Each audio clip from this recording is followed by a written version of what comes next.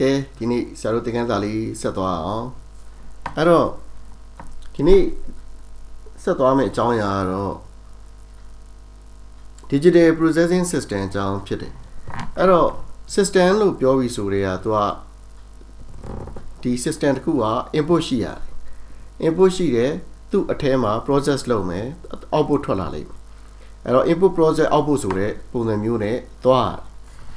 Aro computer suri di lu be keyboard ဒါမှမဟုတ်တခြား input device တစ်ခုကနေပြီးတော့ input ထည့်ပေးလိုက်မယ် computer တွေကိုအဲ့တော့ computer ထဲမှာ store လုပ်ပြီးတော့ process လုပ်မယ်ပြီးရင်သူ output ကိုအဖြေအနေနဲ့ပြန်ထုတ်ပေးမယ်အဲ့တော့ဒီစနစ်တွေအကုန်လုံးကinput တွေလိုတယ် output တွေထုတ်ပေးဖို့လိုတယ်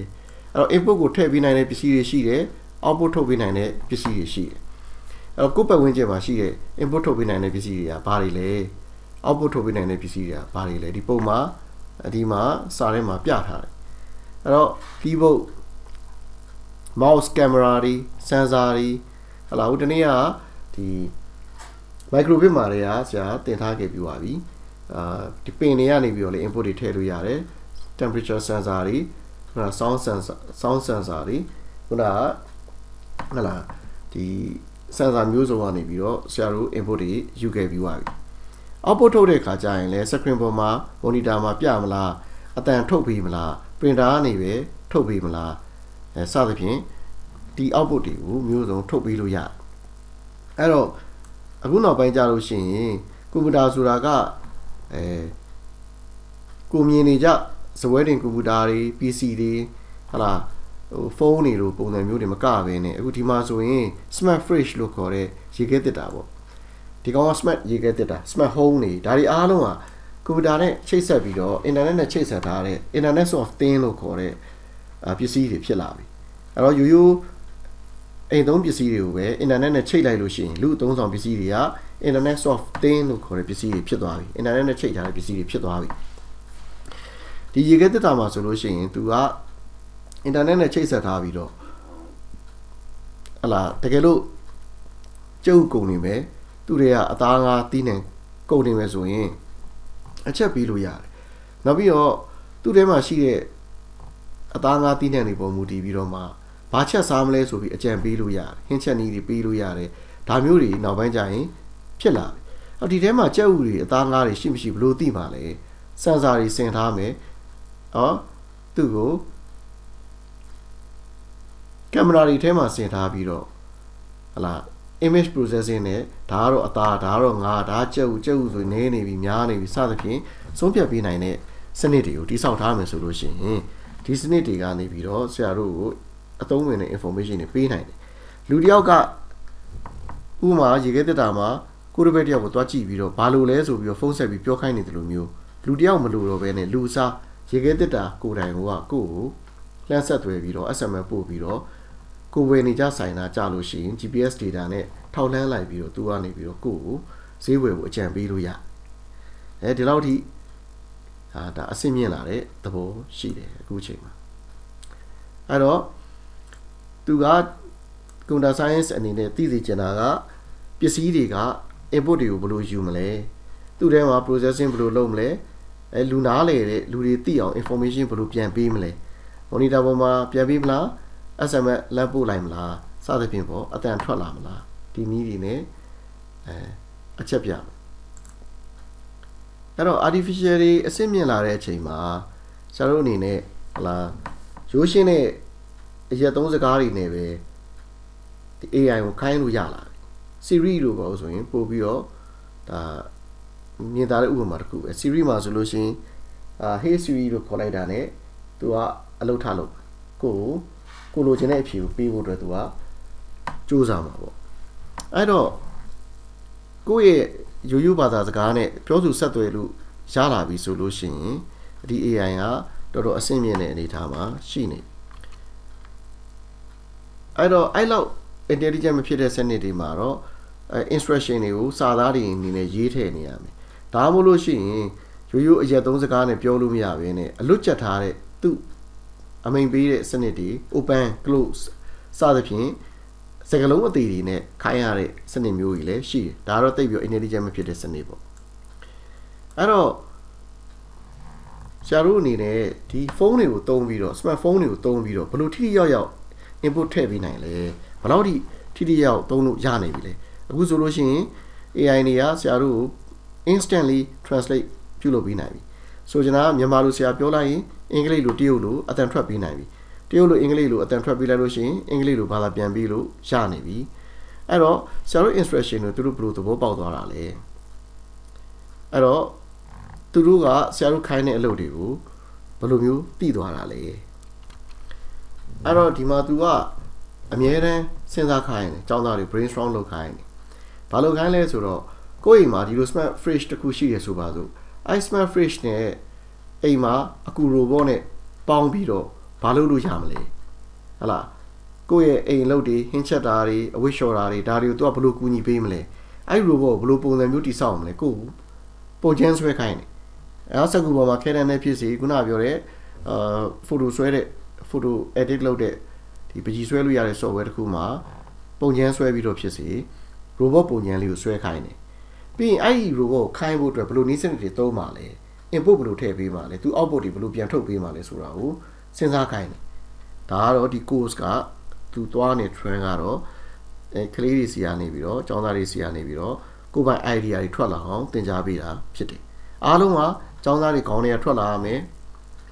အစာပိုင်းမှာတော့လူကြီးတွေနဲ့မြင်းမြန်ဆွေးနွေးလို့ရတယ်ဒါပေမဲ့သူတို့ပြောတဲ့အတိုင်းအတိအကျရေးစရာမလိုဘူးကိုယ့်အကူစဉ်းစားပြီးတော့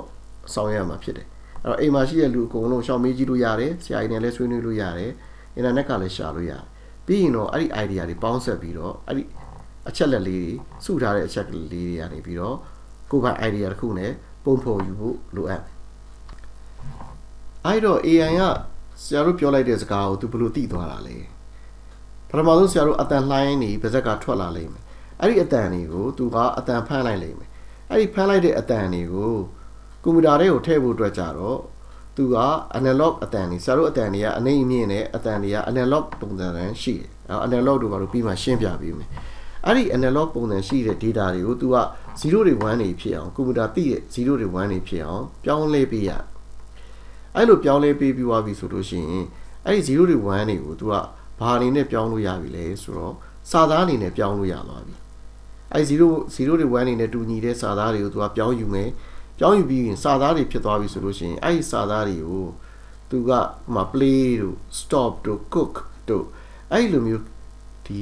ခိုင်းတဲ့စကားလုံးတွေ keywords တွေကိုရှာမယ်အဲ့ keywords တွေကိုတွေ့သွားပြီဆိုရင်သူသိသွားပြီဘာခိုင်းနေဆိုတာသိသွားပြီဆိုရင်အဲ့ဒီအလုပ်ကိုသူဆောင်ရွက်မယ် open ဟလာဒါတော့ video ဆိုရင် video ဖွင့်ပေးမယ် something ပေါ့အဲ့ကိုခိုင်းတဲ့အလုပ်တွေကို user ကိုသူကပြန်ပြီးတော့ output ထုတ်ပြီးလို့ရသွားပြီဒါ AI အလုပ်လုပ်တဲ့ process တွေကိုရှင်းပြတာဖြစ်တယ်အဲ့တော့ဒီသင်ရိုးတွေအားလုံးကကိုယ်အိမ်ပတ်ဝန်းကျင်မှာရှိတဲ့အရာတွေကိုကျွမ်းကျင်သိသွားဖို့သဘောပေါက်ဖို့အတွက်ကိုအဓိကထားပြီးရည်ရွယ်ထားတယ်ဒါကြောင့်မို့လို့ဒီမှာဆိုလို့ရှိရင်ကိုသုံးနေကြပစ္စည်းတွေပေါ့ကိုသုံးနေကြပစ္စည်းတွေရှိမယ်ဖုန်းတွေရှိမယ် oven တွေရှိမယ်ထားပါတော့ရေခဲတက်တာတွေ fridge တွေရှိမယ်တခြား smart TV တို့တခြား device တွေရှိမယ်ကွန်ပျူတာတွေရှိမယ်ကားတွေရှိမယ်အဲ့ဒီပစ္စည်းတွေမှာသူလုံးမဲ့အလုပ်ကဘာလဲ input ကဘာနဲ့ထည့်ပေးမှာလဲ output ကဘာထွက်လာမှာလဲသူ့ကိုရိုးရိုးအရက်သုံးစကားနဲ့ natural language ကိုသုံးပြီးတော့သူ့ကိုခိုင်းလို့ရမှာလားအဲ့ဒီအချက်လေးကိုသူကဇာတ်ဆွဲခိုင်းတယ်အဲ့တော့ဇာတ်ဆွဲလိုက်မယ်အဲ့ဒီဇာတ်သူပေးထားတဲ့ frame တိုင်းဆွဲလိုက်ပြီးတော့ကိုသုံးမဲ့ပစ္စည်းတွေမှာ input ဘယ်လိုထည့်မလဲ output ဘယ်လိုထည့်မလဲဘာလို့ချင်တဲ့က input ဘယ်လိုပေးရလဲ output ကိုဘယ်လိုပြပေးလဲဆိုတဲ့ဟာတွေကိုဒီလိုမျိုးဇာတ်ဆွဲစေချင်တယ်အဲ့တော့ဒီသင်ရိုးတစ်ခုလုံးကတော့ကျောင်းသားကိုအဓိကနည်းနည်းသင်ပြီးတော့များများစဉ်းစားခိုင်းတဲ့သင်ရိုးတွေဖြစ်တယ်အဲ့တော့အိမ်မှာသုံးတဲ့ပစ္စည်းတွေမှာ home automation လို့ခေါ်တဲ့အိမ်ထဲမှာရှိတဲ့မီးတို့တကားတွေအဖွင့်ပိတ်တွေ TV ဖွင့်တာပိတ်တာတို့ home automation လို့ခေါ်တယ်အဲ့ဒါတွေကိုပါဇက်နဲ့ခိုင်းလို့ရတဲ့စနစ်တွေရှိနေတယ် Alexa တို့ပါတို့အဲ့ဒီပစ္စည်းတွေနောက်ပြီးတော့ Siri လိုပစ္စည်းတွေကပါဇက်နဲ့အမိန်ပေးပြီးခိုင်းလို့ရတယ်ဒါပေမဲ့ game ဆော့တဲ့အချိန်မှာပါဇက်နဲ့ game ဆော့ဖို့ဆိုအရန်ခက်ခဲနေသေးတယ် game တီထွင်တဲ့လူတွေကပါဇက်နဲ့အတန်နဲ့အမိန်ပေးပြီးတော့ game ကိုဘယ်လိုကောင်းကောင်း control လုပ်မလဲဆိုတာကိုသူတို့တွေတီထွင်နေကြတယ် ကိုတိုင်းလေးဒီချက်တွေကိုစဉ်းစားကြည့်လို့ရနောက်တစ်ခုကဘာလဲဆိုတော့သူကဒီမှာနောက်တဲ့လောက်ခိုင်းတာရှိတယ်အဲ့တော့ကိုလို့ချင်တဲ့အလုပ်တွေအတွက်ကိုဟလာဘလို့ input instruction တွေပေးမလဲပေါ့ပြီးလို့ရှိရင်ကွန်ပျူတာကနေပြီးတော့အဲ့ဒီ instruction တွေကိုဘလို့ keywords တွေဆွဲထုတ်ယူပြီးတော့မှသူနားလည်အောင်ဘလို့စူးစမ်းမယ်ပြီးလို့ရှိရင်ကိုခိုင်းတဲ့အတိုင်းဘလို့ output ထုတ်ပေးမလဲဆိုတဲ့ဟာကိုအပေါ်မှာဆရာတို့ပြထားတဲ့ဒီဇယားအတိုင်းကိုတကယ်သုံးနေတဲ့အလုပ်တွေကိုသူကဒီလိုပုံမျိုးဆွဲပြီးတော့ပြသိခြင်းတယ်ဥပမာဆိုလို့ရှိရင်ထားပါတော့